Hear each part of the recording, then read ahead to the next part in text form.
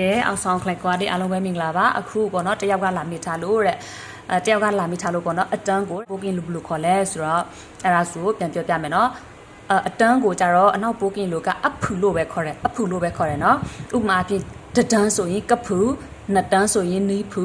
သုံးတန်းဆိုရင်သဖူအဲ့လိုမျိုးပေါ့နော်ပြီးတော့လို့ရှိရင်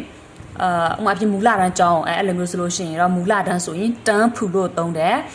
အလေတန်းဆိုလို့ရှိရင်တန်းကလာလို့ပြောတယ်အထက်တန်းဆိုလို့ရှိရင်တော့တန်းထောင်လို့ပြောတယ်ပေါ့နော်အဲ့လိုမျိုးပေါ့နော်တန်းဖူတန်းကလာတန်းထောင်ပေါ့နော်မူလာတန်းအလေတန်းအထက်တန်းပြီးတော့လို့ရှိရင်တန်းနှစ်တန်းသုံးတန်းဆိုလို့ရှိရင်တော့